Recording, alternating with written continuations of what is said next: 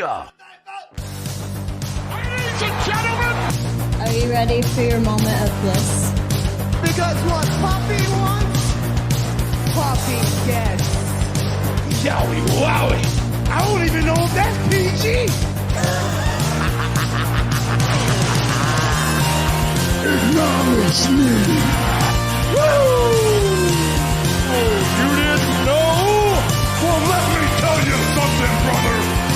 Welcome to the most must-see WWE talk show in history. Welcome to the Cream of the Crop Wrestling Podcast. The cream of the crop! Nobody does it better. It's still real to me, damn it! Hello and welcome. This is the bottom line of WWE Monday Night Raw, January 16th, 2023. You're listening to the Cream of the Crop Wrestling Podcast, the podcast that tastes like snozberries. We are the golden truth of this program. I'm Patrick. And I'm Rob, and we'd like y'all to embrace the kingdom of the madness by going down below and clicking on those links, and make sure that you like, share, and subscribe. Pat, what a difference a week makes. They're trying to cram it in, aren't they? This was such a better Raw than last week. So exciting. I am pumped. I am excited to talk about this with you tonight. Well, we have a lot to look forward to, but we have a lot to talk about. If you could give us one word to describe the show, what would you give us? Tag team wrestling is back in WWE. I like That's it. a sentence. Well, let's dive right into the show because Raw started with the Usos and Solo Sikoa coming to the ring, and they address attacking Kevin Owens on SmackDown and say they have even bigger plans for Raw's 30th anniversary next week, where every generation of the bloodline will attend an acknowledgement ceremony. And this is all for the Tribal Chief. And they also have a Tag Team Championship match where they defend their Raw Tag Team Championships against the Judgment Day. As, of course, in toes the Judgment Day to interrupt. Finn comes out and thanks the ex-con Dom for filling in and winning the gauntlet. And Dominic tells us what they called an Uso in the pin is a wannabe essay. And he calls out Solo being the biggest wannabe of them all, which turns into a all-out brawl for Mustafa Ali to come in to attack Solo because they have the first match. But before we get to that match, Rob, what do you think about this promo? This promo was fun. I mean, so Bloodline purpose was, they're just letting you know that, hey, next week, Rikishi's going to be there, and Afa and Sika and the whole entire Bloodline's going to be there. Roman Reigns is going to be there. So nice way to kick off the promotion for Raw 30. Judgment Day comes out, and led by their leader, not Finn Balor, Rhea Ripley, who gets on the mic first and just lets them know that this is their show. Monday nights are run by the Judgment Day. And it's a standard promo back and forth. Judgment Day, or not Judgment Day, but Bloodline runs down who they beat for their long title reign, including talking about Dom and his daddy Ray when they started their tag title run. And then Dom just comes in and... I forgot all about that. Oh, yeah. Like them being the very first ones where they took the first titles that they took was from Ray and Dom.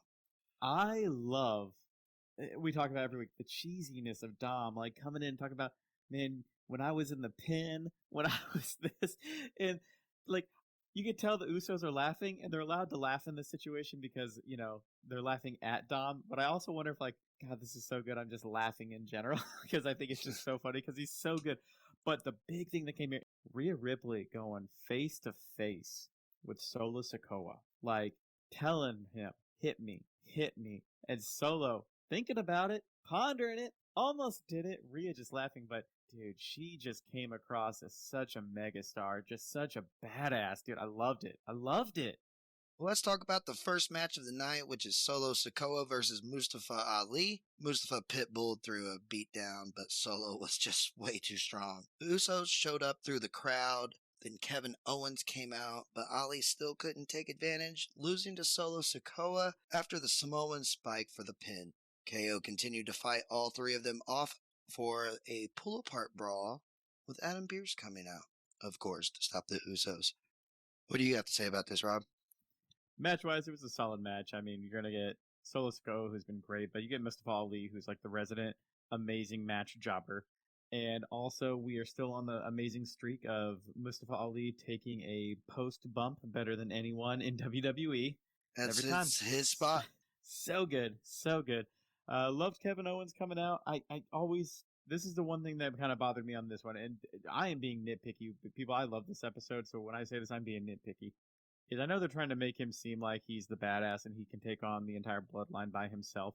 But after the Usos and Solo Sikoa has come out week after week on Raw and attacked separate people over and over and over again, why is no one else coming out to help Kevin Owens during this time?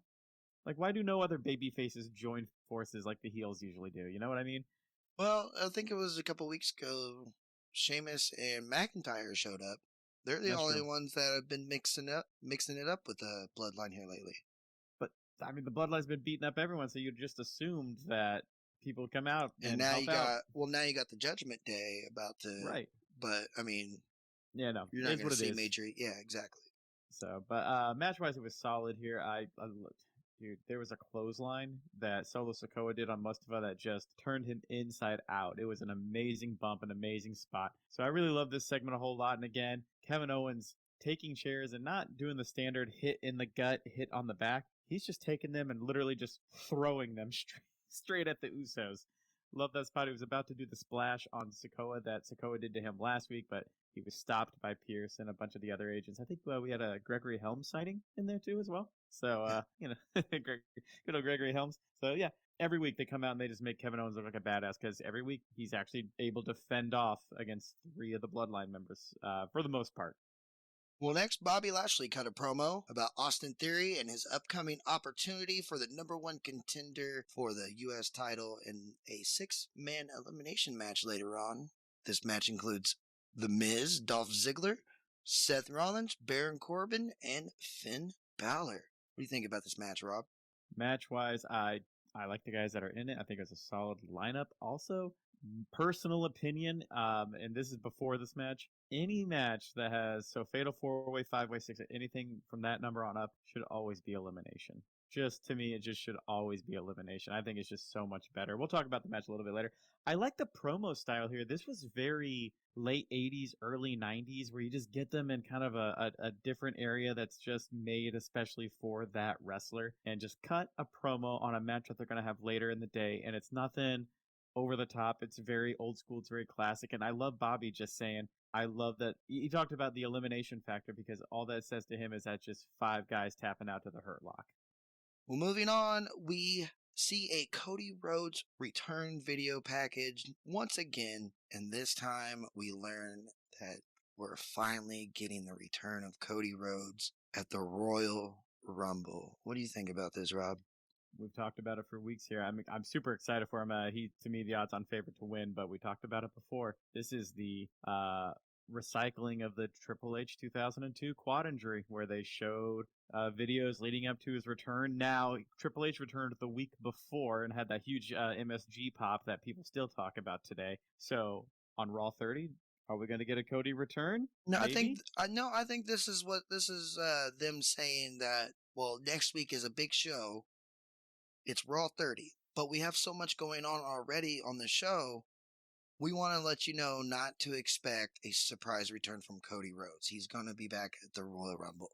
That's when you'll see him. I like that. And I this is my question to you. Do you enjoy, like, for me, the older we are with the age of the internet, surprises are hard to come by. So, like, for us, even before it was confirmed, we all assumed Cody was coming back at the Rumble. Do you like how instead of just, hey, it's a surprise and no one's really surprised, we're just excited he's there? Do you like how they're just getting ahead of it and saying, hey, here's the story, he's going to be there?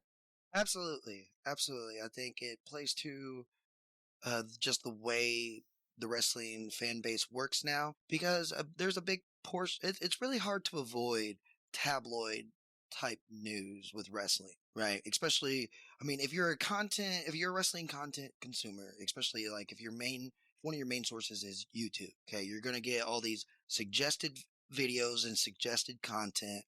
So it always comes around where you're going to get the wrestling news, and there's usually a video every day from somewhere, right? Talking about something. As the way I like to be, I like to maybe like read the headlines type of thing and see, and just scan it for something that's important personally to me, maybe, right? And then I avoid everything else because I don't want to ruin it for myself because I already have so much like expectation and wrestling just knowledge of I have a good sense of direction which way like storylines are going to go and what they're doing, right? So like you said, it's hard to be surprised nowadays. So yeah, it's hard to be surprised. So they're getting ahead of it, and I like that. exactly. I like that a lot. I'm with you. It tears to that. That's what I'm saying. This is them saying he's not going to be at the Raw 30. He's going to be back at the Rumble. Yep. And it's not a surprise. He's here. Just tune in. So I wouldn't even be surprised to. I think we'll see him maybe like backstage, like in a interview or something before the actual Rumble match. But we already know he's going to be in the Rumble match. We might even see him in like backstage saying he's going to be in the Rumble match later on that night or something. But we're probably going to see him before the match. Oh yeah. If not, we're definitely going to see him in the match. Oh, that part's confirmed. Yes, confirmed here first. Yeah, sure. Well, moving on, the next thing we get is Byron Saxton standing outside Adam Pearce's office, and he's got Elias standing by, who's waiting his turn to make his claim in the Rumble match. Saxton says it's been a revolving door all day for multiple superstars trying to get a word in with Adam Pearce. So MVP walks out and actually bumps into Elias, who's standing right in the doorway. And then they have a little confrontation where MVP says the winner is a done deal for the Royal Rumble. This sets up a match later on. MVP promises Elias is going to face the 2023 Royal Rumble winner. But Elias is under the assumption it's going to be MVP, right? Right, yeah. He assumes as much. He says you haven't been relevant in the ring in how many, which a decade or so. Exactly. I don't know why that's dumb to me. I don't know why Elias. Poor Elias. I know. Yeah, they made him look dumb there because as soon as he said that, I was just like, okay, Omos. I didn't have. If it's not Lashley, who we just got confirmed minutes earlier that it's already in a 6-man match. So and we know it's not Cedric or Shelton. Yeah, is it going to be? We haven't seen Omos in a little while. Yeah. So it was dumb of him to think that, but I mean, it's just a way to set up the match and bring Omos back so that you can get a nice look at him before a Rumble match on that side. Let's talk about our next match, which is the Street Profits versus Cedric Alexander and Shelton Benjamin. Shelton and Cedric come out to Cedric's music entrance. That's not her business yet. This was a pretty good, fast-paced match. MVP comes out halfway, and Cedric and Shelton look surprised, and MVP even gets involved, but the ref sees him, which distracts from the tag finisher by Cedric and Shelton, but Dawkins flips over to get the surprise roll-up for the win. Cedric and Shelton were clearly upset with MVP afterwards. What do you think, Rob? This is a nice, quick, energetic match. I really enjoyed it. And this is what I was talking about where tag team wrestling is back. I thought people talk about all the time how AEW has the best tag division, and they might. That's fine. But SmackDown is still working on theirs. But Raw has a lot of tag teams and a lot of good tag teams, and they showcased it tonight, and this was one of them. So Street Profits are doing Street Profit things. Angelo Dawkins has been a most improved type player, and then we all have that pie in the sky, that superstar, that Montez Ford we all assume is going to be one day. But I thought on top of that, Shelton and Cedric played their parts perfectly too. So the ending was a little meh. And that's because MVP got in there late. I think he was supposed to pull Cedric out before the splash came in and failed. And Dawkins had to sell his own move. It was really weird. If I was Dawkins, I would have done something different there. It was a little weird. But I liked the ending. It was a fun ending where you just assume that the distraction finished and her business is going to win. But the surprise roll-up, which was a good surprise roll-up. We hate roll-ups here, but that was a good one. So I liked that finish a lot. And again, I just want to emphasize there were 2 really, really good tag team matches tonight, and the crowd was really hot for it. This is one of them. So kudos to Triple H on building a tag division, which has been missing from WWE for years. I think it plays to, like how we talked about earlier, where Triple H is getting ahead of the fans. And I think this is storytelling where it's like, oh, well, don't go too far on your expectations of a Hurt Business reunion just yet because you know what I mean. I think this is a little speed bump to kind of okay, we're not getting that reunion next week. You know what I mean? He does. He is not going to be one that's going to. Gosh, what is the word when they essentially they throw something really really big out of nowhere to try and draw ratings and try and make you like, oh my gosh, anything could happen, as opposed to telling a good story. And like Vince used to do it a lot. But yeah, like it would be like a random title change out of nowhere. Vince would do that all the time, or just break people up out of nowhere way too soon, and etc. And we're not getting that. We're getting long play, make you want it, and when it finally happens, you're excited it happened. Well, next, Kathy Kelly is interviewing the Judgment Day, where they're interrupted by Alpha Academy, Chad Gable, and Otis, who say they got lucky last week, but they're going to get their win back later tonight. And Dom says he's been pumping iron in the yard all day and night. Then Gable says he should sign up for the Alpha Academy's online course next time he's locked up. And this just ties into the match later on tonight, Rob. What do you have to say about this? Are they officially baby faces now? Are we Alpha Academy baby faces? Is that what we are? Like it. This is second week in a row. We'll get to that. We'll get to that. Don't get ahead of ourselves. I love it. Promos are fun. Dude, I mean, you have Gable and Otis in there, and then you also add on top of it Dom, who is playing the best role you could. There's nothing bad you could say about this. Just the most over-the-top cliches, and it reminds me. Okay, this is going to be a huge stretch here. If anyone out there watched the South Park episode where they did their own backyard wrestling and they did the over-the-dramatic storylines, that right now is where Dom is with his whole prison gimmick, and it's the best thing on the planet. Next, Becky Lynch came out through the crowd for a promo, and Damage Control comes out soon after, where we get promos between Becky and Bayley. And Becky says Bayley peaked in 2015, and Bayley says Becky has no friends. Becky challenges Bayley to a steel cage match next week on the 30th anniversary of Raw. Your thoughts, Rob? I think these promos got a little deep there. I think they were just actually like saying real things about each other there for a little bit. So that was a little odd, but I'm excited about this match next week. I've talked about this before, where there are rivalries that don't need to be on pay-per-views. We just had to have them have one big match, one big blow-off on one episode of Raw, and it'd be good to go. Steel cage next week. These two women, sign me up. Well, next we see Dolph Ziggler and Mustafa Ali in the locker room, and Ali complains about Dolph getting opportunities and ruining his U.S. title match and refusing to tag with Mustafa last week. Ziggler says he doesn't have time to pay attention to him today because he has to prepare for his elimination match later on tonight. Then Ali punches Ziggler in the face and asks if he has his attention now. What do you think about Mustafa Ali complaining about never getting opportunities, but yet here at Cream of the Crop Wrestling, we say Mustafa Ali has had plenty of opportunities. He's just been getting opportunities left and right, and he gets thrown into the ring post every time. He's the new, 2017 Dolph Ziggler.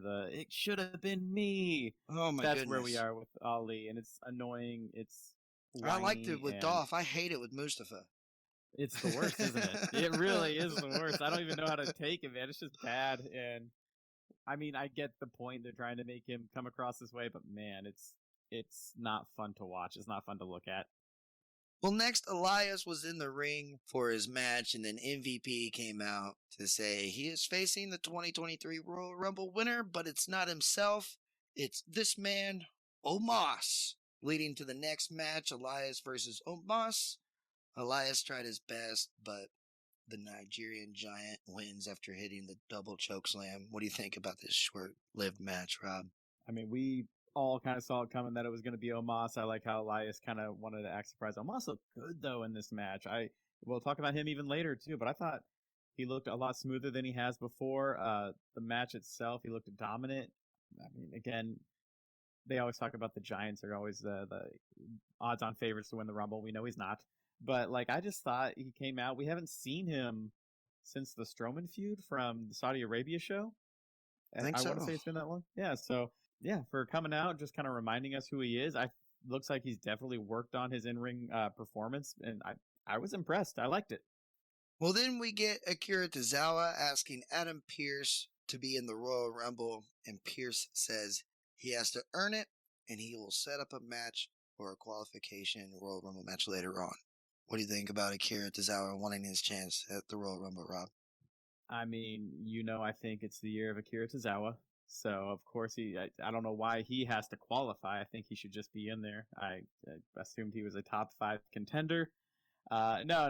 I like, though, that they're taking it serious. I understand that there's some guys that can just be in the Rumble and some guys have to qualify because they're not quite at that level yet. So I actually kind of appreciate that. So everyone's like, why do they have to and this person doesn't? Seth Rollins can just say he wants to be in it. Akira Tozawa needs to win a match to get in it. So, but again, it's 2023, the year of Akira Tozawa. 2023 is also the year of Cream of the Crop Wrestling. And so we want you to take the time, go down to those links below. You're going to see a bunch of them for all of our social medias. And we want you to go to each and every one of them. We want you to like them. We want you to share them. And if it has a subscribe button, even more important, hit that subscribe button. That is your gift to us. And that is our gift to you so that we can build this and make 2023 a best one yet. Thank you. Well, next was Judgment Day, Dominic Mysterio and Damian Priest versus Alpha Academy, Chad Gable and Otis. This was a pretty good match from everyone all around. Alpha Academy worked over Dominic and almost made him tap with the ankle lock, but the ref was distracted by Rhea Ripley for Priest to hit the South of Heaven, and Dominic kind of just stretched over Gable to get the pin. What do you think, Rob? This was a really fun match, and we alluded to it earlier. It's the official babyface turn of the Alpha Academy. I mean, Otis was heavy machinery Otis tonight. We got to see the Caterpillar for we got to see the Caterpillar again. Yeah. But we're also getting the stuff like that he does in the ring and things of that nature. Like we're getting the jiggles, we're getting the jiggles, shakes, yep. The Otis shakes. I love it, man. Yeah, so I like this match, and I like the character change here because I think that they fit way better as a babyface tag team. I know we're big fans of Alpha Academy, and we always talk about Gable, but we forget that Otis is a Money in the Bank winner. Yeah, he gets over, man. When he's a babyface, everybody loves to love the guy. He does. He gets over like no one's business. He's definitely, like, to me, he's so valuable to that roster. I think both of them are because of their personalities. I mean, Gable has far superior wrestling abilities than majority of the people on that roster, but their personalities are so big and it's so good. And you could put them out on TV every night if you need to do a 20-minute tag match, or if you need to go out there and cut a really good 5 to 10 minute entertaining promo. You could do anything with those guys, and they are proving their worth week in and week out. It's great. Well, the next match is Io Sky versus Mi Chin. Dakota Kai was at ringside for Io, but Candice LeRae was at ringside for Mi Chin. Great match from Mi Chin getting the better of Io. Dakota intervened with Candice pulling her down off the apron, and Io kicked Candice, so Mi Chin took advantage, hitting the Eat Defeat for the pinfall. Dakota attacked Mi Chin, but Candice made the save after the match. What do you think, Rob? Are we building new tag team contenders here? That's exactly what I was going to say. That's exactly what I was going to say. Yeah, and I mean, they need some. The women's tag team division is kind of non-existent, so we need a few more as we kind of go down the road here. I would have preferred to go to Kai over to Io Sky because Io Sky is like my favorite, and I think she's a superstar. So she's about to take a pin. That upsets me. So, Mi Chin looked great in this match, though, did she not? Look good. Oh my goodness, the crowd probably wasn't that into it, but I mean, this was a definitely decent match from both women. Yeah, both women look good, but man, and this is a me personal. Io Sky just is such a star. I like her entrance. I like her music. She has her own personality. She's the one that I think is going to turn in Damage Control, like Becky said. I hope so. Becky said weeks ago that someone's going to turn. And I think it's Io because she's the one that's got the outstanding personality out of the three. Yes, I hope it's her because push her to the moon because she will just be so good. And as for Mi Chin and push her Candice over LeRae, the moonsault. Yes, exactly. As for Mi Chin and Candice LeRae, nice, fun little tag team.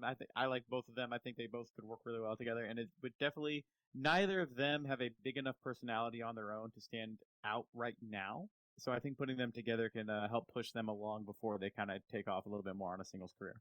Well, next up we have a video package of Bianca Belair But before we get to that, we have Corey Graves and Kevin Patrick prepping us for this video package, amping up what's going on between Alexa Bliss and Bianca, and how Bianca's not been at Raw for a couple of weeks, and what happened last week with Alexa and Uncle Howdy and stuff. All that's been going on. But what I noticed in the background, because it shows Corey Graves and Kevin Patrick, and I couldn't tell if this was preluding to Alexa Bliss and Bianca Belair, or if it was preluding to the match beforehand of Michin and Io Sky, because it was right after that match, and their music's still playing because they're still getting out of the ring while Corey Graves and Kevin Patrick are telling us this stuff.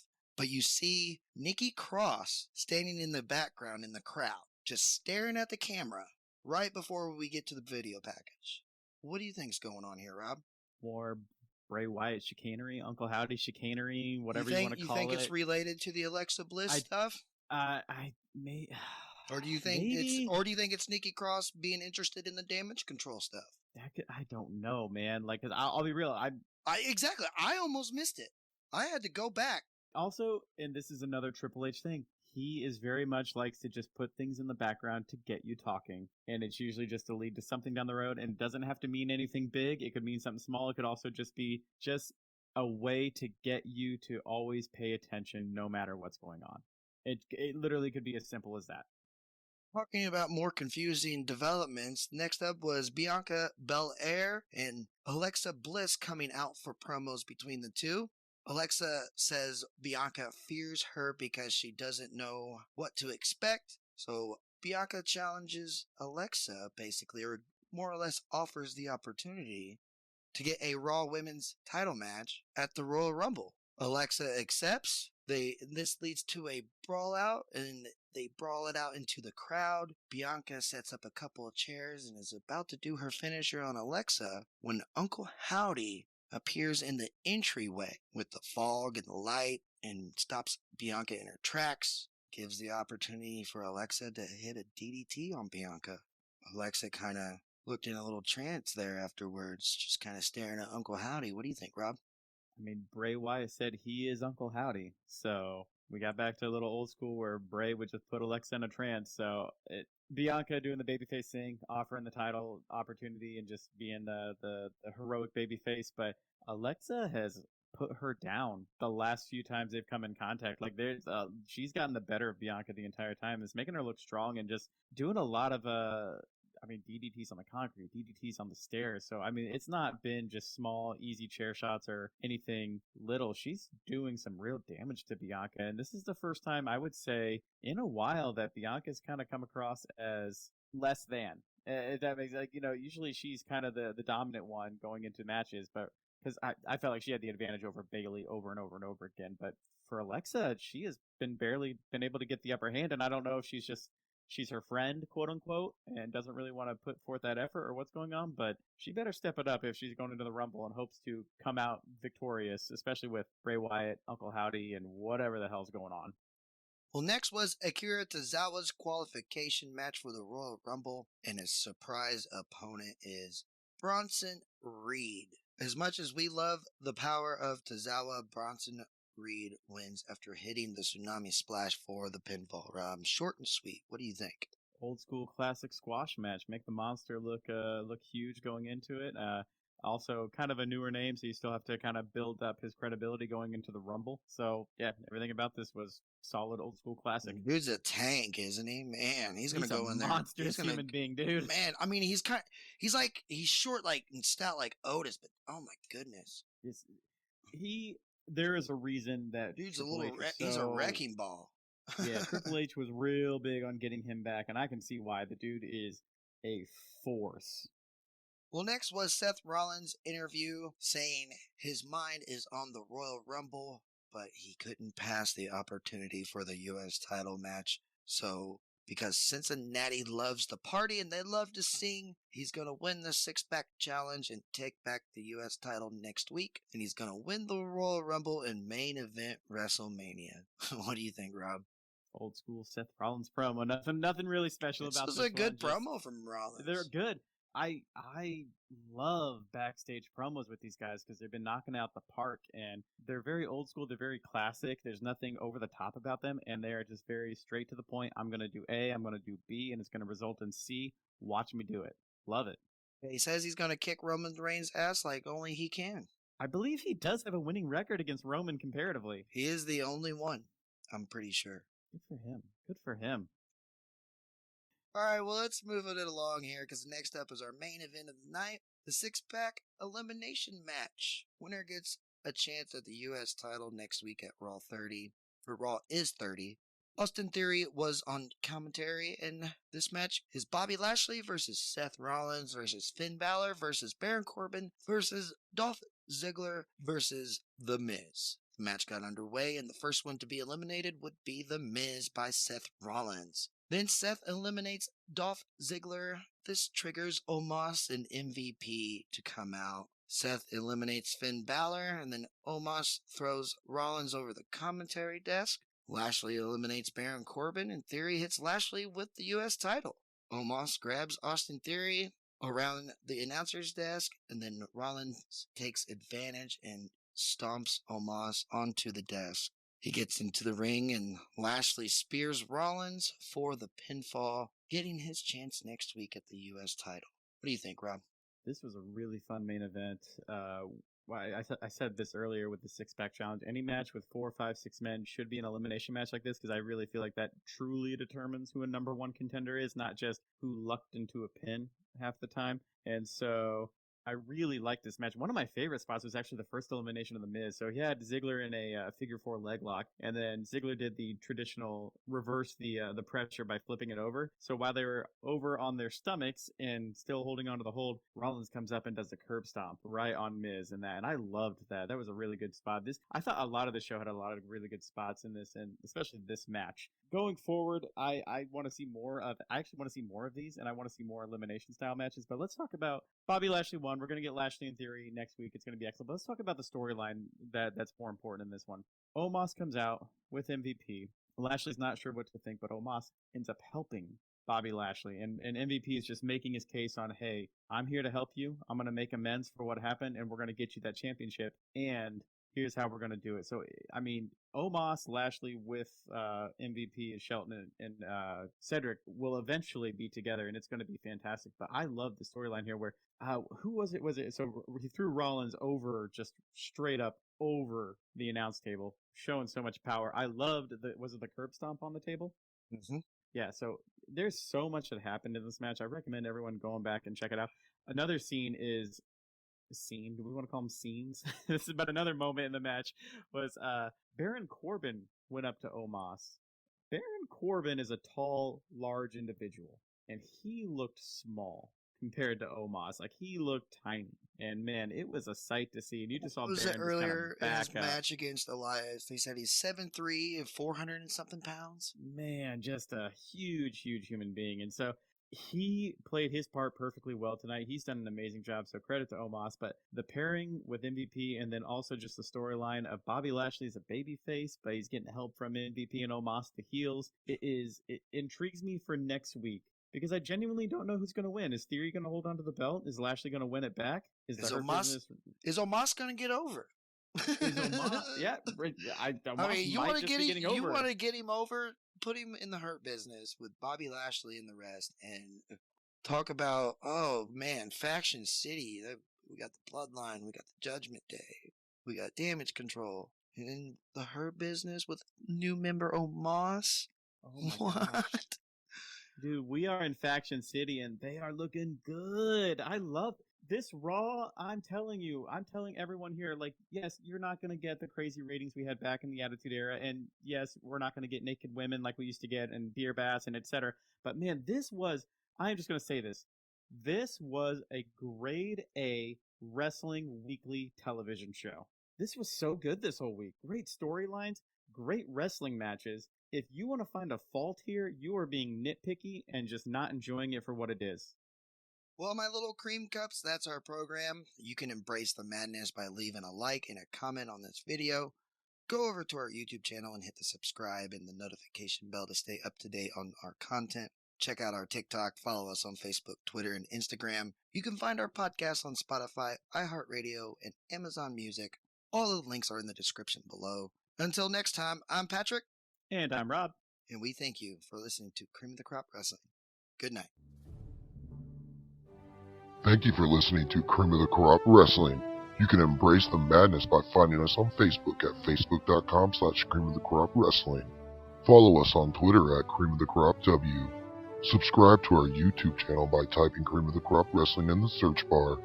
Have fun with us on TikTok at Cream of the Crop Wrestling. And you can always find full episodes of the podcast wherever podcasts are found. Nothing means nothing. Nothing means nothing. What do you mean by that? More, I'm talking about all the way to the top, yeah. Unjustifiably in a position that I'd rather not be in. But the cream will rise to the top, oh yeah.